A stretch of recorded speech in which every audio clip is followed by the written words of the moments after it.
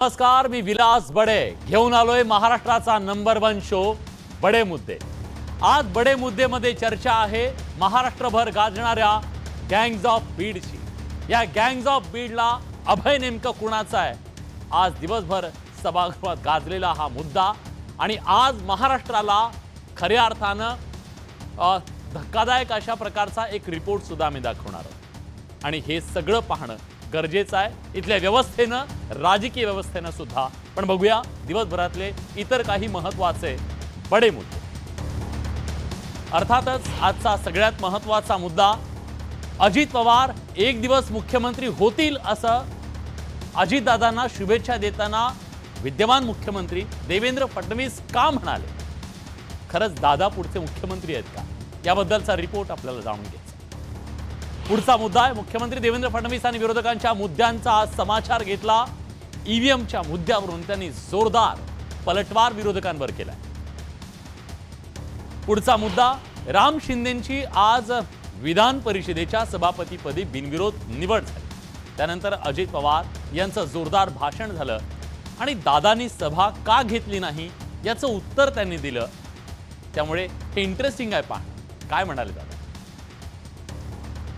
त्याचबरोबर संघ परिवार आणि शिवसेनेचे विचार एक आहे। नागपूरमध्ये संघाच्या बौद्धिकामध्ये एकनाथ शिंदेंनी सहभाग घेतला।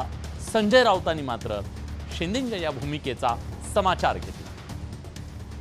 आणि आजचा शेवटचा मुद्दा, नौदलानं स्पीड बोटची चाचणी घेताना नियम धाब्यावर बसवल्याचा आरोप होतो। निश्चित मार्ग बदलल्यानं अपघात झाल्याचा दावा करण्यात येतोय। 13 जणांचा हाकनाक जीव गेला। जबाबदार कोण? सवाल हा सुद्धा आहे आणि त्याची उत्तरं सुद्धा शोधण्याचा आपण प्रयत्न करणार। आज दिवसभरातला महत्त्वाचा मुद्दा, उपमुख्यमंत्री अजित पवारांनी मुख्यमंत्री होण्याचं स्वप्न कधीच लपवून ठेवलं नाही, पण कदाचित त्यांचं मुख्यमंत्री होण्याचं स्वप्न लवकरच साकार होणार आहे का? कारण खुद्द विद्यमान मुख्यमंत्री देवेंद्र फडणवीसांनी अजित पवारांना मुख्यमंत्री होण्यासाठी शुभेच्छा दिल्या आणि त्यामुळेच दादा मुख्यमंत्री होणार का या चर्चेला उधाण आलं। दादा, काही लोक परमनंट उपमुख्यमंत्री म्हणतात, पण माझ्या तुम्हाला शुभेच्छा आहेत, तुम्ही जरूर एक दिवस मुख्यमंत्री व्हा। मुख्यमंत्री देवेंद्र फडणवीस यांनी अजित पवारांना मुख्यमंत्री होण्यासाठी शुभेच्छा दिल्यात। अर्थात त्याचं कारणही तसंच आहे। अजित पवार नव्या मंत्रिमंडळात 6व्यांदा उपमुख्यमंत्री झाले, हा एक विक्रम आहे। तर दुसरीकडे राष्ट्रवादी काँग्रेसच्या कार्यकर्त्यांना अजित पवारांना मुख्यमंत्री पदावर बघायचंय। आतापर्यंत अनेकदा मुख्यमंत्री पदानं अजितदादांना हुलकावणी दिली, मात्र आता पहिल्यांदाच अजित पवारांच्या मुख्यमंत्री पदाबाबत थेट वक्तव्य करण्यात आलंय। राज्याचे उपमुख्यमंत्री, दादा काही लोक परमनंट उपमुख्यमंत्री म्हणतात, पण माझ्या तुम्हाला शुभेच्छा आहेत, तुम्ही जरूर एक दिवस मुख्यमंत्री व्हा, असे आमचे अजितदादा पवार। भाजपनं त्यांच्या मित्र पक्षाला कमी जागा असतानाही मुख्यमंत्रीपद दिल्याची 2 उदाहरणं आहेत। त्यातील सर्वात मोठा धक्का तर महाराष्ट्रात पाहायला मिळाला होता। 30 जून 2022 रोजी एकनाथ शिंदेंनी मुख्यमंत्री पदाची शपथ घेतली। एकनाथ शिंदेंसोबत 40 आमदार होते, मात्र 105 आमदार असणाऱ्या भाजपनं तेव्हा शिंदेंना मुख्यमंत्री पद दिलं।